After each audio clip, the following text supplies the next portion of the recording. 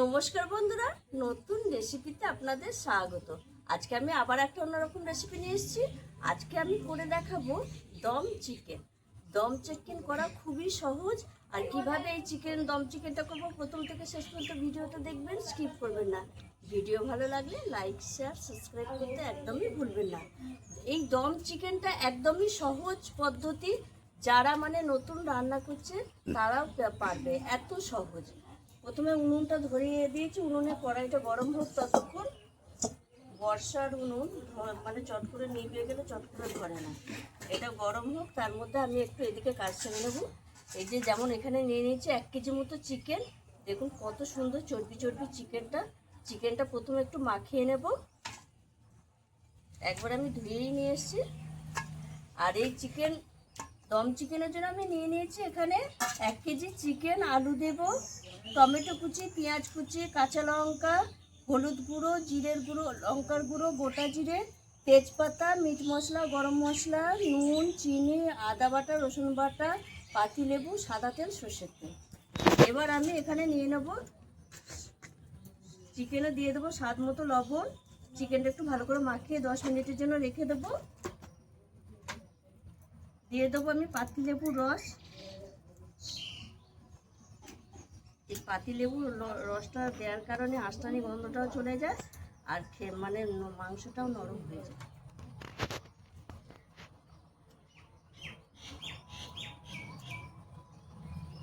বীজটা ফেলে দেবো। এখানে দিয়ে দেবো টমেটো কুচি,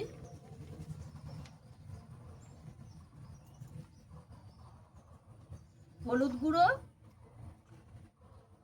জিরে গুঁড়ো, লঙ্কা গুঁড়ো,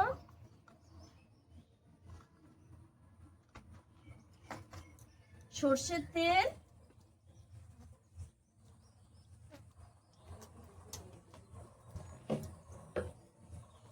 দিয়ে চিকেনটা ভালো করে মাখিয়ে নেব। আমি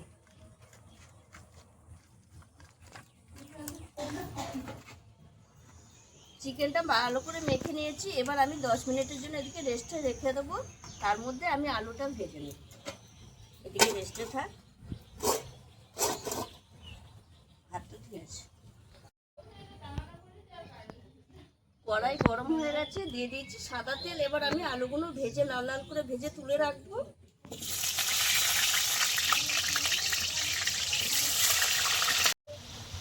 আলু লাল লাল করে ভাজা হয়ে গেছে, তুলে দেবো। এবার আমি পেঁয়াজের বেরেস্তাটা ভেজে নেব। কাঁচা পেঁয়াজ দেবো না, ভেজে এগুলো বেরেস্তা ভেজে তুলে রাখবো।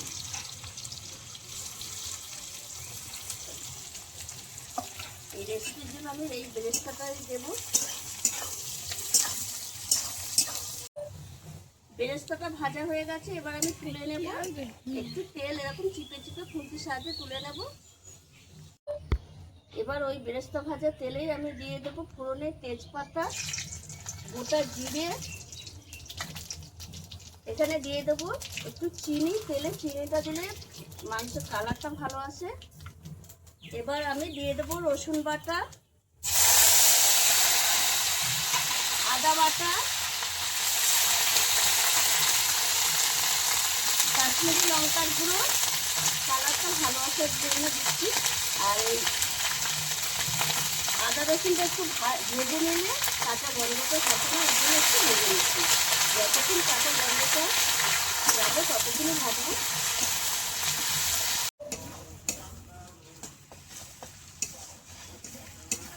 এই দেখুন বন্ধুরা, আদা রসুনের কাঁচা গন্ধ চলে গেছে, আদা রসুনটা একটু ভাজা হয়ে গেছে। এবার আমি এই মেখে রাখা চিকেনটা দিয়ে দেব। চিকেনটা দিয়ে একটুখানি আমি শুধু এরকম জাস্ট একটু নেড়ে চেড়ে নেব। 1 মিনিট মতো এরকম একটু নেড়ে চেড়ে মশলাটা ভালো করে মিশিয়ে দেবো। আদা রসুনের ইয়েটা 1 মিনিট এরকম নেড়ে চেড়ে নেব। শুধু চিকেনের মধ্যে মশলাটা একটু মিশিয়ে দেবো, আদা রসুন যে ভেজেছি সেই মশলাটা। আর এখানে দিয়ে দেবো আমি এই যে আলু ভেজে রেখেছি, আলু, এখানে যে বেরেস্তা ভেজে রেখেছি খানিকটা বেরেস্তা দিয়ে দেবো, আর খানিকটা এই নামাবার আগে দেবো, সেই জন্য এইটুকুনি রেখে দিলাম। এবার আমি জল দিয়ে দেবো। এই থালা ধোয়া জলটা দিয়ে দেবো। এই রান্নাটার জন্য জ্বালানিটা লো টু মিডিয়াম আঁচে রাখতে হবে, তাহলে কিন্তু ভালো সেদ্ধ হয়ে যাবে। 8 ঘন্টা এইভাবে রেখে দেবো। এই যে কাঁচা লঙ্কা উপর থেকে দিয়ে দেবো, দিয়ে এই যে থালা ধোয়া জলটা আমি দিয়ে ঢাকা দিয়ে দেবো।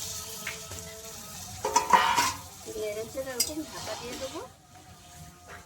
এইভাবে আমি 8 ঘন্টা ঢাকা দিয়ে রেখে দেবো। 8 ঘন্টা পরে আমি এসে তুলবো। আর জ্বালানিটা লো টু মিডিয়ামে রাখবো, তাহলে ভালোভাবে হয়ে যাবে। তারপরে কিছু উপকরণ আছে আবার দেবো, দিয়ে নামিয়ে দেবো। দেখুন বন্ধুরা, লো টু মিডিয়াম আছে 8 ঘন্টা আমি রেখে দিয়েছি। এবার খুলে আমি দেখে নেবো হয়েছে নাকি। দেখুন বন্ধুরা, জল একদম মানে মাংসতে একটু জল বেরিয়েছে, আর আমি একটু থালা ধোয়া জল দিয়েছি। সব কিছু মিলেমিশে কিন্তু এই ঝেলটুকুতে এসেছে। আর এই দেখুন কীভাবে আলু সেদ্ধ হয়ে গেছে, আর এই দেখুন মাংসও কীভাবে সেদ্ধ হয়েছে, একদম গলে যাচ্ছে, দেখেই বুঝতে পারছেন। এইবার আমি যেটা দেবো সেটা হচ্ছে এই যে এখানে বেরেস্তা ভাজা খানিকটা দিয়েছিলাম, খানিকটা রেখে দিয়েছিলাম, উপর থেকে দিয়ে দেবো এরকম।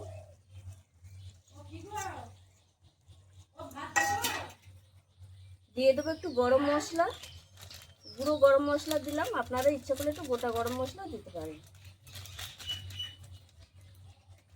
দিয়ে দেবো একটু মিট মশলা, আর দিয়ে দেবো একটু ঘি। এটা একটু অসাধারণ স্বাদ লাগে, মাংসটা অসাধারণ লাগে খেতে। দিয়ে এইভাবে আমি একটু নেড়ে চেড়ে নেবো। আর দেখুন বন্ধুরা কত সুন্দর হয়েছে, ঝোলটাও একদম পারফেক্ট হয়ে গেছে, আর মাংসটাও কত সুন্দর হয়েছে। যারা রান্না করতে জানে না, নতুন রান্না করতে শিখছে, তারাও এই রেসিপিটা খুব চটপট করে ফেলতে পারবে, আর খেতেও দারুণ লাগে। এবার আমি নামিয়ে নেব।